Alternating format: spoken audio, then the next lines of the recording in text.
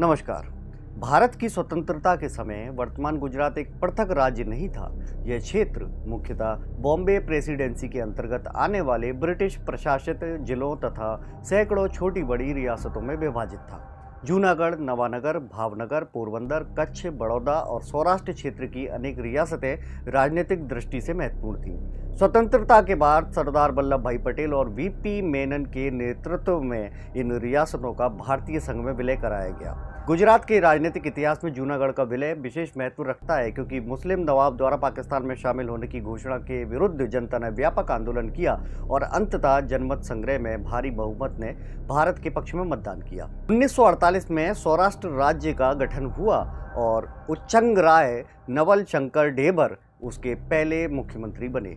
कच्छ अलग प्रशासनिक इकाई रहा, जबकि बड़ौदा और अन्य क्षेत्रों को बॉम्बे राज्य में सम्मिलित किया गया। 1956 के राज्य पुनर्गठन अधिनियम के बाद सौराष्ट्र और कच्छ का विशाल द्विभाषी बॉम्बे राज्य में विलय कर दिया गया। इससे गुजराती भाषी जनता में असंतोष बढ़ा और महागुजरात आंदोलन ने जन्म लिया। इस आंदोलन का नेतृत्व इंदुलाल याज्ञिक ने किया। यह केवल भाषाई आंदोलन नहीं था, बल्कि सांस्कृतिक पहचान और राजनीतिक आत्मसम्मान का भी प्रश्न बन गया। लगातार जन दबाव और व्यापक आंदोलन के बाद केंद्र सरकार ने बॉम्बे राज्य के विभाजन का निर्णय लिया। 1 मई 1960 को गुजरात और महाराष्ट्र दो अलग अलग राज्यों के रूप में अस्तित्व में आए। गुजरात के प्रथम मुख्यमंत्री डॉक्टर जीवराव नारायण मेहता बने। इस प्रकार गुजरात का जन्म भारतीय संघीय व्यवस्था, भाषाई पहचान और जन आंदोलन की संयुक्त सफलता का परिणाम था। राज्य गठन के बाद प्रारंभिक 3 दशकों तक गुजरात कांग्रेस का गढ़ रहा। 1962 के पहले विधानसभा चुनाव में कांग्रेस ने 154 में से लगभग 113 सीटें जीतकर स्पष्ट बहुमत प्राप्त किया। जीवराव मेहता के नेतृत्व में प्रशासनिक संरचना, सिंचाई, शिक्षा, औद्योगिक विकास और सहकारी आंदोलन को मजबूत आधार मिला। अमूल मॉडल और सहकारिता आंदोलन ने ग्रामीण गुजरात की राजनीति और अर्थव्यवस्था दोनों को प्रभावित किया। 1967 के चुनाव में कांग्रेस पुनः सत्ता में लौटी, किंतु पहली बार उसके सामने गंभीर चुनौती दिखाई दी। स्वतंत्र पार्टी और कांग्रेस ओ का प्रभाव बढ़ने लगा। यह वही समय था जब राष्ट्रीय राजनीति में भी कांग्रेस के भीतर मतभेद चल रहे थे। गुजरात उन राज्यों में शामिल था जहां कांग्रेस के एकाधिकार को सबसे पहले चुनौती मिली। मोरारजी देसाई का प्रभाव भी राज्य की राजनीति में लगातार बढ़ रहा था। 1972 का चुनाव इंदिरा गांधी की लोकप्रियता और बांग्लादेश युद्ध की विजय के बाद हुआ। कांग्रेस ने लगभग 140 सीटें जीतकर भारी बहुमत प्राप्त किया, लेकिन इस विजय के कुछ ही वर्षों बाद गुजरात की राजनीति में ऐसा भूचाल आया जिसने पूरे देश की राजनीति को प्रभावित कर दिया। 1974 का नवनिर्माण आंदोलन भारतीय लोकतंत्र के इतिहास की सबसे महत्वपूर्ण घटनाओं में गिना जाता है। महंगाई, भ्रष्टाचार, प्रशासनिक अक्षमता और छात्र असंतोष के कारण शुरू हुआ आंदोलन शीघ्र ही राज्यव्यापी जन आंदोलन बन गया। छात्रों से शुरू हुआ यह संघर्ष व्यापारियों, मध्यम वर्ग और आम नागरिकों तक पहुंच गया। मुख्यमंत्री चिमन भाई पटेल पर भ्रष्टाचार के आरोप लगे और अंततः सरकार गिर गई। यह स्वतंत्र भारत का पहला ऐसा आंदोलन था जिसने जनता की शक्ति से एक निर्वाचित सरकार को हटाया। बाद में यही आंदोलन जयप्रकाश नारायण के नेतृत्व वाले राष्ट्रीय आंदोलन की प्रेरणा बना और अंततः आपातकाल तथा जनता पार्टी के उदय का मार्ग प्रशस्त हुआ। 1975 के विधानसभा चुनाव में कांग्रेस को गंभीर नुकसान हुआ। जनता मोर्चा और गैर कांग्रेसी दलों ने मिलकर सत्ता प्राप्त की। बाबू भाई पटेल के नेतृत्व में पहली बार स्थायी गैर कांग्रेसी सरकार बनी। गुजरात इस प्रकार देश में कांग्रेस विरोधी राजनीति की प्रयोगशाला बन गया। यही वह समय था जब राष्ट्रीय स्वयंसेवक संघ, जनसंघ और अन्य वैकल्पिक राजनीतिक शक्तियों का संगठनात्मक विस्तार तेजी से हुआ। 1980 में इंदिरा गांधी की सत्ता में वापसी के साथ कांग्रेस ने गुजरात में भी पुनरुत्थान किया। माधव सिंह सोलंकी मुख्यमंत्री बने और उन्होंने गुजरात की राजनीति का सबसे चर्चित सामाजिक समीकरण प्रस्तुत किया, जिसे KHAM कहा गया। KHAM अर्थात क्षत्रिय, हरिजन, आदिवासी और मुस्लिम, इन वर्गों की संयुक्त आबादी राज्य में बहुमत के आसपास मानी जाती थी। इस सामाजिक गठबंधन ने कांग्रेस को अभूतपूर्व सफलता दिलाई। 1980 के चुनाव में कांग्रेस को भारी बहुमत मिला और 1985 में उसने 149 सीट जीतकर गुजरात विधानसभा के इतिहास का सबसे बड़ा जनादेश प्राप्त किया। यह केवल चुनावी विजय नहीं थी, बल्कि सामाजिक इंजीनियरिंग का एक सफल राजनीतिक प्रयोग भी था। माधव सिंह सोलंकी राष्ट्रीय राजनीति में भी चर्चित हो गए, लेकिन KHAM की सफलता के साथ ही उसके विरोध की राजनीति भी जन्म लेने लगी। पाटीदार, ब्राह्मण, जैन, बनिया और शहरी मध्यम वर्ग के एक बड़े हिस्से ने स्वयं को राजनीतिक रूप से उपेक्षित महसूस किया। आरक्षण विरोधी आंदोलन शुरू हुए, कई शहरों में हिंसक प्रदर्शन हुए, सामाजिक ध्रुवीकरण बढ़ा और कांग्रेस का व्यापक सामाजिक गठबंधन धीरे धीरे टूटने लगा। यही वह समय था जब भारतीय जनता पार्टी ने अपने लिए राजनीतिक अवसर तलाशना शुरू किया। संघ की मजबूत संगठनात्मक संरचना, शहरी मध्यम वर्ग का समर्थन, पाटीदार समुदाय का झुकाव और कांग्रेसी विरोधी भावना ने भाजपा के विस्तार की नींव रखी। 1980 के दशक के अंत तक गुजरात की राजनीति कांग्रेस बनाम भाजपा की दिशा में बढ़ने लगी। 1985 के बाद गुजरात की राजनीति में कांग्रेस का प्रभुत्व बना रहा, लेकिन उसकी सामाजिक नींव कमजोर होने लगी। दूसरी ओर भाजपा अभी सत्ता से दूर थी, किंतु उसके संगठनात्मक विस्तार ने भविष्य के सत्ता परिवर्तन की भूमिका तैयार कर दी थी। आने वाला दशक गुजरात की राजनीति को पूरी तरह बदल देने वाला था, जिसमें मंडल कमंडल राजनीति, राम मंदिर आंदोलन, भाजपा का उदय और अंततः कांग्रेस युग का अवसान देखने को मिला। 1985 के बाद गुजरात की राजनीति एक ऐसे संक्रमण काल में प्रवेश कर चुकी थी जिसने अगले 3 दशकों की दिशा निर्धारित की। माधव सिंह सोलंकी की KHAM राजनीति ने कांग्रेस को अभूतपूर्व सफलता तो दिलाई, लेकिन उसी सफलता ने उसके विरोध में एक नए सामाजिक और राजनीतिक गठबंधन को जन्म दिया। पाटीदार, ब्राह्मण, जैन, बनिया, राजपूत और शहरी मध्यम वर्ग का बड़ा हिस्सा कांग्रेस से दूर होने लगा। आरक्षण विरोधी आंदोलनों, जातीय तनाव और बढ़ती राजनीतिक अस्थिरता ने कांग्रेस की सामाजिक नींव को कमजोर कर दिया। इसी दौर में भारतीय जनता पार्टी ने गुजरात में अपने संगठन को तेजी से विस्तार देना शुरू किया। 1980 के दशक के उत्तरार्ध में राष्ट्रीय स्वयंसेवक संघ, विश्व हिंदू परिषद और भाजपा का नेटवर्क गांव-गांव तक फैलने लगा। राम जन्मभूमि आंदोलन ने भाजपा को वैचारिक और राजनीतिक ऊर्जा प्रदान की। गुजरात उन राज्यों में शामिल था जहां हिंदुत्व आधारित राजनीति को सबसे अधिक सामाजिक स्वीकार्यता मिलने लगी। 1989 के लोकसभा चुनावों और उसके बाद की राजनीतिक परिस्थितियों ने कांग्रेस विरोधी मतों को एक मंच पर लाने का काम किया। 1990 का विधानसभा चुनाव गुजरात की राजनीति का निर्णायक मोड़ साबित हुआ। कांग्रेस लगभग 3 दशकों के प्रभुत्व के बाद सत्ता से बाहर हो गई। जनता दल और भाजपा ने मिलकर चुनाव लड़ा। जनता दल को लगभग 70 सीटें और भाजपा को लगभग 68 सीटें मिली। कांग्रेस लगभग 33 सीटों पर सिमट गई। चिमन भाई पटेल मुख्यमंत्री बने। यह चुनाव केवल सत्ता परिवर्तन नहीं था, बल्कि गुजरात की राजनीति में कांग्रेस युग के अवसान और भाजपा युग की शुरुआत का संकेत था। हालांकि जनता दल और भाजपा का गठबंधन अधिक समय तक नहीं चल सका। राष्ट्रीय स्तर पर बदलती राजनीतिक परिस्थितियों और वैचारिक मतभेदों के कारण दोनों दलों के रास्ते अलग हो गए। चिमन भाई पटेल ने राजनीतिक व्यवहारिकता का परिचय देते हुए कांग्रेस का समर्थन प्राप्त कर अपनी सरकार बचा ली। यह गुजरात की राजनीति के सबसे रोचक घटनाक्रमों में गिना जाता है, जहां कांग्रेस विरोध की लहर पर सत्ता में आए नेता ने बाद में कांग्रेस का सहयोग स्वीकार किया। 1994 में चिमन भाई पटेल का निधन हो गया। इसके बाद छबील दास मेहता मुख्यमंत्री बने, लेकिन तब तक राजनीतिक परिस्थितियां पूरी तरह बदल चुकी थी। कांग्रेस संगठन कमजोर पड़ चुका था और भाजपा लगातार मजबूत हो रही थी। पाटीदार समुदाय, शहरी मध्य वर्ग और युवा मतदाताओं का झुकाव भाजपा की ओर बढ़ता जा रहा था। 1995 का विधानसभा चुनाव गुजरात के राजनीतिक इतिहास का सबसे बड़ा सत्ता परिवर्तन माना जाता है। भाजपा ने पहली बार पूर्ण बहुमत प्राप्त करते हुए 121 सीटें जीत ली। कांग्रेस लगभग 45 सीटों पर सिमट गई। केशुभाई पटेल मुख्यमंत्री बने। यह विजय केवल चुनावी सफलता नहीं थी, बल्कि सामाजिक समीकरणों के व्यापक परिवर्तन का परिणाम थी। जिस पाटीदार समुदाय ने कभी कांग्रेस को समर्थन दिया था, वह अब भाजपा की सबसे बड़ी राजनीतिक शक्ति बन चुका था।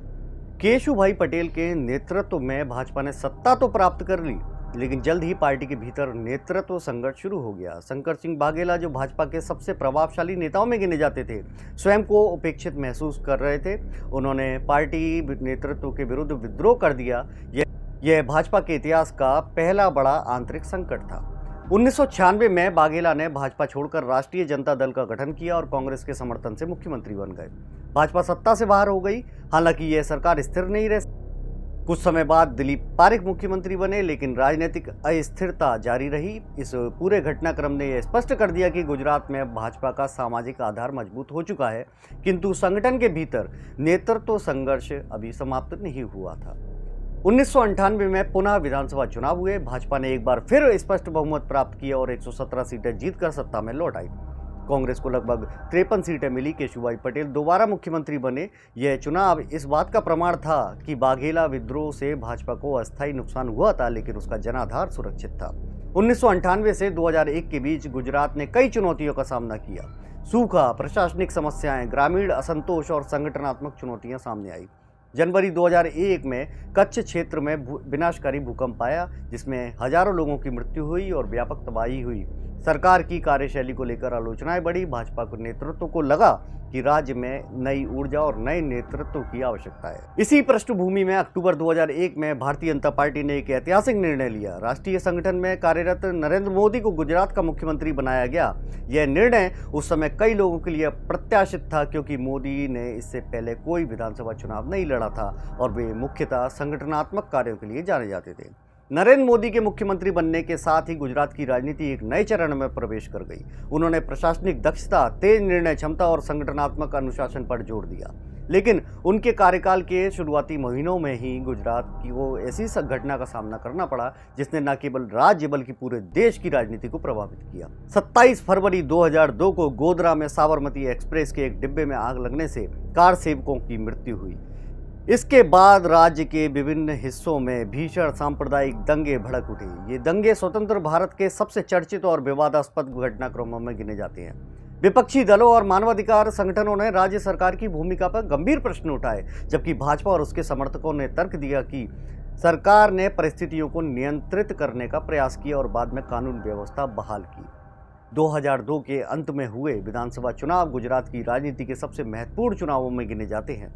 भाजपा ने 182 में से 127 सीटें जीतकर भारी बहुमत प्राप्त किया, जबकि कांग्रेस लगभग 51 सीटों पर सीमित रह गई। नरेंद्र मोदी ने स्वयं को राज्यव्यापी नेता के रूप में स्थापित कर लिया। यह चुनाव केवल भाजपा की जीत नहीं था, बल्कि गुजरात की राजनीति में एक नए युग की शुरुआत था। 2002 के बाद गुजरात की राजनीति में विकास, निवेश, औद्योगिकीकरण, आधारभूत संरचना और मजबूत नेतृत्व की अवधारणा केंद्र में आने लगी।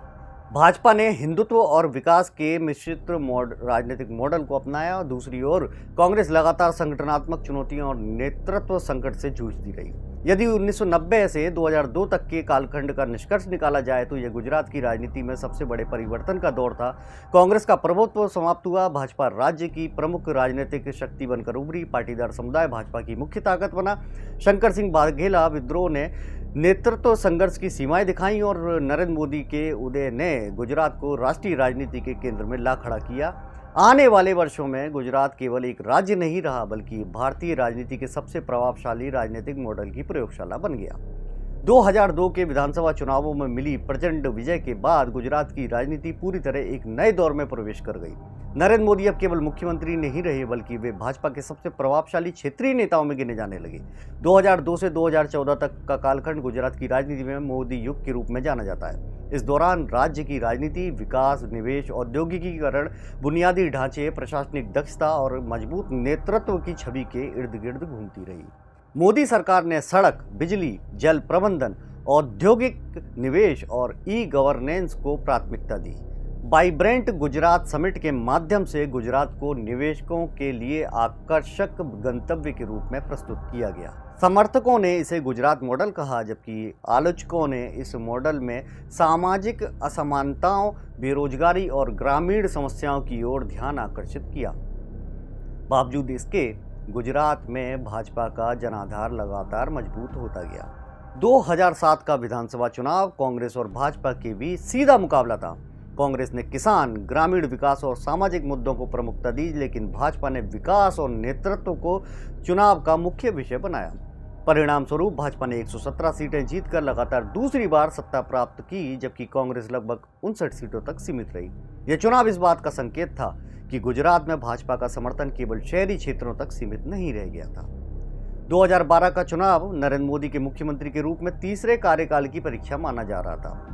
इस चुनाव तक मोदी राष्ट्रीय राजनीति में भी एक बड़े नेता के रूप में उभर चुके थे। भाजपा ने 115 सीटें जीतकर लगातार तीसरी बार स्पष्ट बहुमत प्राप्त किया, जबकि कांग्रेस लगभग 61 सीटों पर सिमट गई। यह विजय नरेंद्र मोदी की व्यक्तिगत लोकप्रियता और भाजपा के संगठनात्मक ढांचे दोनों की सफलता मानी गई। 2014 का लोकसभा चुनाव भारतीय राजनीति का ऐतिहासिक मोड़ साबित हुआ। नरेंद्र मोदी भारत के प्रधानमंत्री बने और गुजरात की राजनीति में नेतृत्व परिवर्तन का दौर शुरू हुआ। उसके बाद आनंदीबेन पटेल मुख्यमंत्री बनी। वे गुजरात की पहली महिला मुख्यमंत्री थी। हालांकि उनके कार्यकाल में पाटीदार आरक्षण आंदोलन ने राज्य की राजनीति को झकझोर दिया। 2015 में हार्दिक पटेल के नेतृत्व में पाटीदार आरक्षण आंदोलन शुरू हुआ। पाटीदार समुदाय लंबे समय से भारत का मजबूत सामाजिक आधार माना जाता था। आंदोलन ने भाजपा के सामने नई चुनौती खड़ी कर दी। राज्य के विभिन्न हिस्सों में एक बड़े प्रदर्शन हुए और कई स्थानों पर हिंसा भी हुई। आंदोलन ने यह स्पष्ट कर दिया कि गुजरात की राजनीति में पाटीदार समुदाय का प्रभाव अभी भी अत्यंत महत्वपूर्ण है। पाटीदार आंदोलन के साथ साथ दलित राजनीति और ओबीसी राजनीति भी नए रूप में उभरने लगी। ऊना कांड के बाद दलित राजनीति को नया स्वर मिला और जिग्नेश मेवाणी जैसे नेता सामने आए। इसी समय अल्पेश ठाकोर ने ओबीसी समुदायों को संगठित करने का प्रयास किया। हार्दिक पटेल, जिग्नेश मेवाणी और अल्पेश ठाकोर की टिकड़ी ने भाजपा के लिए राजनीतिक चुनौती पैदा करने का प्रयास किया। 2016 में आनंदीबेन पटेल के स्थान पर विजय रूपाणी मुख्यमंत्री बनाए गए। भाजपा ने संगठनात्मक संतुलन बनाए रखने की रणनीति अपनाई। 2017 का विधानसभा चुनाव भाजपा के लिए 1995 के बाद सबसे कठिन चुनावों में से एक माना गया। पाटीदार आंदोलन, ग्रामीण असंतोष और कांग्रेस की अपेक्षाकृत सक्रिय रणनीति के कारण मुकाबला कड़ा हो गया। 2017 के चुनाव में भाजपा 99 सीटें जीतकर सत्ता में लौटी, जबकि कांग्रेस 77 सीटों तक पहुंच गई। सीटों का अंतर अपेक्षाकृत कम था, लेकिन भाजपा सरकार बनाने में सफल रही। यह चुनाव इस बात का संकेत था कि विपक्षी यदि प्रभावी नेतृत्व और सामाजिक गठबंधन तैयार करे तो भाजपा को चुनौती दी जा सकती है। फिर भी भाजपा का संगठन और नेतृत्व कांग्रेस पर भारी पड़ा। 2021 में भाजपा नेतृत्व ने एक बार फिर अप्रत्याशित निर्णय लेते हुए विजय रूपाणी को हटाकर भूपेंद्र पटेल को मुख्यमंत्री बना दिया। भूपेंद्र पटेल पाटीदार समुदाय से आते हैं और उन्हें अपेक्षाकृत शांत तथा संगठननिष्ठ नेता माना जाता है। इस निर्णय को भाजपा की सामाजिक और राजनीतिक रणनीति का हिस्सा माना गया। 2022 का विधानसभा चुनाव गुजरात के राजनीतिक इतिहास में एक नया रिकॉर्ड लेकर आया। भाजपा ने 182 में से 156 सीटें जीतकर राज्य के इतिहास की सबसे बड़ी चुनावी विजय प्राप्त की। कांग्रेस केवल 17 सीटों तक सिमट गई, जबकि आम आदमी पार्टी ने लगभग 13% वोट प्राप्त कर 5 सीटें जीत ली। यह पहली बार था जब आम आदमी पार्टी ने गुजरात विधानसभा में उल्लेखनीय उपस्थिति दर्ज कराई। 2022 के परिणामों ने कई महत्वपूर्ण संदेश दिए। पहला, नरेंद्र मोदी की लोकप्रियता गुजरात में अभी भी निर्णायक बनी हुई है। दूसरा, भाजपा का संगठनात्मक ढांचा अन्य दलों की तुलना में कहीं अधिक मजबूत है। तीसरा, कांग्रेस का पारंपरिक वोट बैंक लगातार कमजोर हो रहा है। चौथा, आम आदमी पार्टी भविष्य में कांग्रेस के स्थान पर मुख्य विपक्ष बनने का प्रयास कर सकती है। यदि जातीय राजनीति की बात करें तो गुजरात में पाटीदार समुदाय का प्रभाव सबसे अधिक माना जाता है। यद्यपि उनकी जनसंख्या लगभग 12 से 15% के बीच आंकी जाती है, लेकिन आर्थिक, सामाजिक एवं राजनीतिक प्रभाव उनकी संख्या से कहीं अधिक है। कोली समुदाय राज्य का सबसे बड़ा सामाजिक समूह माना जाता है। इसके अतिरिक्त अन्य ओबीसी समुदाय, दलित, आदिवासी, मुस्लिम, जैन, बनिया, ब्राह्मण, राजपूत भी राजनीति में महत्वपूर्ण भूमिका निभाते हैं। 1960 से 1980 तक कांग्रेस लगभग सभी सामाजिक वर्गों की पार्टी थी। 1980 के दशक में KHAM राजनीति ने कांग्रेस को मजबूत किया। 1990 के बाद भाजपा ने पाटीदार, जैन, बनिया, ब्राह्मण और शहरी मध्यम वर्गों को संगठित किया। 2000 के बाद भाजपा ने आदिवासी, दलित और ओबीसी क्षेत्रों में भी उल्लेखनीय विस्तार किया। यही कारण है कि कांग्रेस का पारंपरिक सामाजिक आधार लगातार कमजोर होता गया। क्षेत्रीय दृष्टि से गुजरात की राजनीति 4 बड़े हिस्सों में विभाजित दिखाई देती है। सौराष्ट्र, कच्छ, उत्तर गुजरात, दक्षिण गुजरात और मध्य गुजरात। सौराष्ट्र क्षेत्र कभी कांग्रेस का गढ़ माना जाता था, लेकिन अब भाजपा यहां भी मजबूत हो चुकी है। उत्तर गुजरात में ठाकोर और अन्य ओबीसी समुदायों का प्रभाव है। दक्षिण गुजरात आदिवासी राजनीति का केंद्र रहा है, जबकि अहमदाबाद, गांधीनगर, सूरत और बड़ौदा जैसे शहरी क्षेत्र भाजपा के सबसे मजबूत आधार माने जाते हैं। गुजरात की राजनीति में अनेक महत्वपूर्ण घटनाएं मील का पत्थर साबित हुई। जूनागढ़ का भारत में विलय, महागुजरात आंदोलन, नवनिर्माण आंदोलन, KHAM राजनीति, भाजपा की पहली सरकार, शंकर सिंह वाघेला विद्रोह, नरेंद्र मोदी का मुख्यमंत्री बनना, 2002 के दंगे, गुजरात मॉडल, पाटीदार आरक्षण आंदोलन और 2022 की रिकॉर्ड जीत इनमें प्रमुख हैं। राजनीतिक दलों की वर्तमान स्थिति पर दृष्टि डालें तो भाजपा 1995 से लगातार सत्ता में बनी हुई है। यह भारतीय लोकतंत्र के इतिहास में किसी बड़े राज्य में सबसे लंबे राजनीतिक वर्चस्वों में से एक माना जाता है। कांग्रेस अभी भी कई क्षेत्रों में संगठनात्मक उपस्थिति रखती है, लेकिन उसे नेतृत्व, संगठन और सामाजिक गठबंधन की गंभीर चुनौतियों का सामना करना पड़ा है। आम आदमी पार्टी स्वयं को तीसरे विकल्प के रूप में स्थापित करने का प्रयास कर रही है, किंतु अभी उसका संगठन सीमित है। 2014 के बाद गुजरात की राजनीति में एक और बड़ा परिवर्तन दिखाई देता है। पहले राजनीति क्षेत्रीय नेताओं के इर्द गिर्द घूमती थी, जैसे जीवराज मेहता, बलवंत राय मेहता, माधव सिंह सोलंकी, चिमन भाई पटेल, केशुभाई पटेल और शंकर सिंह बाघेला। लेकिन मोदी शाह युग में भाजपा ने संगठन आधारित मॉडल को प्राथमिकता दी। मुख्यमंत्री चयन में भी यह प्रवृत्ति स्पष्ट दिखाई देती है, जहां व्यक्तिगत जनाधार की तुलना में संगठनात्मक स्वीकार्यता को अधिक महत्व दिया जाता है। वर्तमान समय में गुजरात भाजपा के प्रमुख शक्ति केंद्रों में नरेंद्र मोदी, अमित शाह, भूपेंद्र पटेल, CR पाटिल, पुरुषोत्तम रूपाला और अन्य संगठनात्मक नेता शामिल हैं। दूसरी ओर कांग्रेस में शक्ति सिंह गोहिल, अमित चावड़ा, जिग्नेश मेवाणी और कुछ क्षेत्रीय नेता प्रमुख चेहरों के रूप में उभरे हैं। आम आदमी पार्टी की ओर से गोपाल इटालिया और अन्य युवा नेता अपनी पहचान बनाने का प्रयास कर रहे हैं। 2026 की स्थिति में अधिकांश राजनीतिक विश्लेषकों का मानना है कि गुजरात अभी भी भाजपा का सबसे मजबूत राजनीतिक गढ़ बना हुआ है। फिर भी पाटीदार राजनीति, युवा मतदाताओं की अपेक्षाएं, शहरी रोजगार, औद्योगिक विकास के नए प्रश्न, किसान समस्याएं, आदिवासी क्षेत्रों की राजनीति और विपक्ष के संभावित पुनर्गठन जैसे कारक भविष्य में चुनावी समीकरणों को प्रभावित कर सकते हैं। यदि 1947 से 2026 तक की पूरी यात्रा का निष्कर्ष निकाला जाए तो गुजरात की राजनीति रियासतों के एकीकरण से शुरू होकर महा गुजरात आंदोलन, कांग्रेस के प्रभुत्व, नवनिर्माण आंदोलन, KHAM सामाजिक गठबंधन, भाजपा के उदय, मोदी युग और वर्तमान संगठनात्मक राजनीति तक पहुंची है। जिस प्रकार उत्तर प्रदेश राष्ट्रीय सत्ता की राजनीति को प्रभावित करता है, मध्य प्रदेश संगठनात्मक राजनीति का महत्वपूर्ण केंद्र माना जाता है और राजस्थान सामाजिक समीकरणों की प्रयोगशाला है, उसी प्रकार गुजरात आधुनिक भारत की चुनावी रणनीतियों, राजनीतिक प्रबंधन, संगठनात्मक विस्तार और नेतृत्व आधारित राजनीति का सबसे प्रभावशाली प्रयोगशाला के रूप में स्थापित हो चुका है। आज गुजरात केवल एक राज्य नहीं, बल्कि भारतीय राजनीति की दिशा और दशा दोनों को प्रभावित करने वाली एक महत्वपूर्ण राजनीतिक शक्ति के रूप में देखा जाता है। नमस्कार।